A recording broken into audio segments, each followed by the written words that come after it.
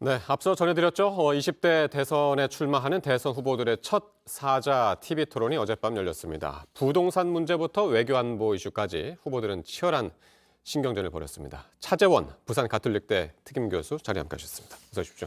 안녕하세요. 예. 어제 이슈가 이제 부동산, 네. 외교안보, 예. 그리고 자유토론, 예. 이렇게 해가지고 한 2시간, 네. 120분 동안 이제 진행이 됐는데 말이죠. 어떻게 보셨나요? 이거 유권자들의 선택에 좀 도움이 됐다고 보십니까? 저는 상당한 도움이 되지 않았나 생각이 듭니다. 왜 TV 토론이 필요한지를 보여준 한 판이 아니었나 생각이 드는데요. 네. 무엇보다도 후보 간의 정책의 차별화가 뚜렷하게 부각됐다는 것이죠.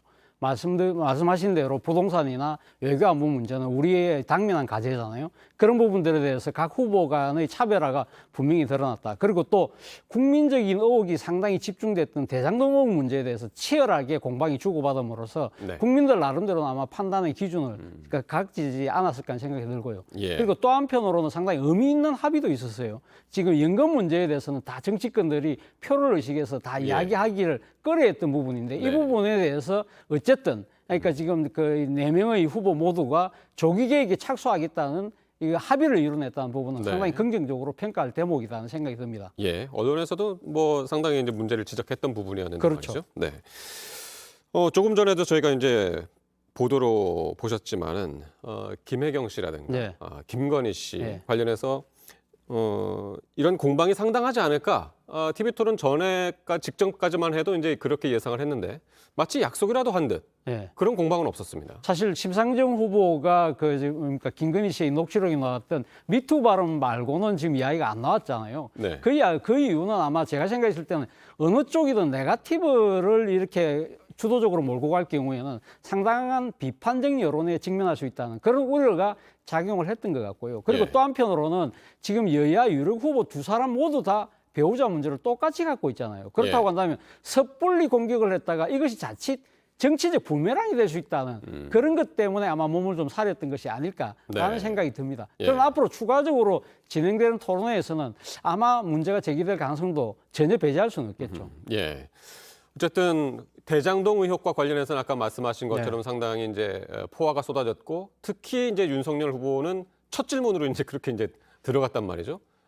네. 그렇죠. 윤석열 후보가 전직 검찰 출신이잖아요. 그러니까 나름대로 자신의 특장을 잘 살려서 아주 강한 그 추궁을 했죠. 그러니까 윤석열 후보 입장에서는 야당의 후보로서 야성을 제대로 보여주고 또 국민이 궁금해하는 부분을 부각시키는 데 상당히 노력을 많이 했던 것 같고요. 예. 이재명 후보 입장에서는 민생과 이런 부분들 그리고 또 국감을 통해서 충분히 검증됐다고 하면서 그 부분에서 맞대응을 안 할 듯 하면서도 나름대로 또 역공을 했잖아요. 그러니까 김만배 씨가 왜 그러면 그 부친의 집을 사줬느냐부터 시작해서 김만배 씨의 녹취록 갖고 또 역공을 하면서 네. 상당한 이 공방이 있었습니다만 네. 그러나 익히 우리가 다 알고 있는 이야기들이 어떻게 보면 아전인수격적으로 해석을 해서 공방만 오간 그런 측면이 분명히 있었다. 그런 측면에서 봤을 때는 좀 아쉬운 대목이 아닐까 하는 생각이 듭니다. 그러니까 이재명 후보도 이제 국회에서 충분히 얘기했다고 네. 하면서 반복하지 않았습니다. 그렇죠. 예.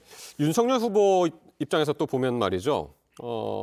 윤석열 후보에게 정책 분야를 얼마나 잘 알고 있느냐. 네. 이런 것들을 좀 확인하는 테스트하는 질문들도 좀 있었습니다. 예를 들자면은 청약 점수 만점이 몇 점이냐라든가 R200 예, 이것이 R200. 예. 이것에 관해서도 이제 알고 있느냐는 듯한 그런 질문이었죠. 일단 윤석열 후보가 지난번 그러니까 당내 경선 때도 보면 좀 퀴즈식 그런 질문을 상당히 조금 약한 부분을 보였는데 어제도 거기 노출된 거예요. 특히 RE100이라는 그러니까 재생에너지 100이라든지 EU 텍소노미 같은 환경과 재생에너지에 관한 중요한 핵심적인 단어를 몰랐다는 부분. 네. 그리고 아까 청량 만점과 같은 그 점수 부분은 민생과 관련된 부분에 있어서 몰랐다는 부분에 대해서는 약간은 조금 본인 입장에서는 아쉬운 대목이 아닐 수 없는 듯이 보여요. 그러나 본인이 솔직하게 내가 잘 모른다. 그게 뭐죠? 하면 물어보면서도 그걸 바탕으로 해서 자기가 그 분야에 대해서 나름대로 갖고 있는 걸 갖고 또 펼쳐내는 나름대로 임기응변은 또 돋보였다는 생각이 듭니다. 그리고 이제 안철수 후보는 연금 개혁에 있어서 이제 서로 공감대를 이뤘다는 아주 이제 큰 성과를 거두긴 했는데 어떻게 보셨습니까? 안철수 후보가 이게 토론에 좀 약하다라는 기존의 이미지가 있었잖아요. 그렇죠. 아무래도 2017년도의 그런 아마 트라우마가 좀 남아 있는 것 같아요. 네. 그래서 어제 상당히 좀 신중한 모습으로 이게 접근한 것이 아닐까라는 생각이 네. 드는데 말씀하신 것처럼 일단 연금 개혁 문제를 먼저 본인이 제기해서 합의를 이끌어낸 부분은 저는 뭐 박수를 보내줄 만하다. 그러나 다만 다음 토론 때는 좀 야당 후보로서의 좀 뭐랄까요, 좀 야성을 보여주는 그런 공격적인 모습들도 예. 좀 필요하지 않을까 하는 생각이 들었습니다. 예. 심상정 후보는 어떻게 보셨습니까? 미투 사건에 대해서 이제 직접적으로 거론했고 여기에 대해서 이제 약점을 보였던 윤석열 후보를 이제 직접 거론하기도 했고 말이죠. 역시 심상정이라는 생각이 들더라고요. 그러니까 네. 뭐 윤석열 후보의 그 부인의 그 녹취록이 나오는 안희정 관련된 발언을 아주 공격적으로 물어서 결국 사과를 이끌어내고 네. 그리고 또 그 이재명 후보한테는 공공주택에 대한 관심 있냐고 물어보니까 네. 본인이 아니 나 그런 질문하는 걸 보니까 이 관심 있는 것처럼 이재명 후보가 보이는데 그런데 왜 대장동 개발 사업에는 임대 아파트가 없느냐는 식으로 네. 역공을 하는 모습들을 보면 예. 역시 심상정인데 문제는 상당히 그러니까 상대 후보가 심상정 후보에게 질문하는 기회가 없었잖아요. 그러니까 본인의 그랬었죠. 이 가치와 이 정의당의 그런 가치를 드러내는 데는 좀 부족한 어쨌든 그런 측면이 있었다는 어제 거죠. 자리도 그랬었고 그렇죠. 이게 이제 사전에 이제 뭐 조율이 된 자리라고는 했지만은 이재명 후보하고 이제 윤석열 후보가 이제 가운데 자리였고 4명 중에서 어떻습니까? 이제 TV 토론 이제 3회가 이제 남았는데 주제도 좀 달라지겠고 전략도 달라지겠죠.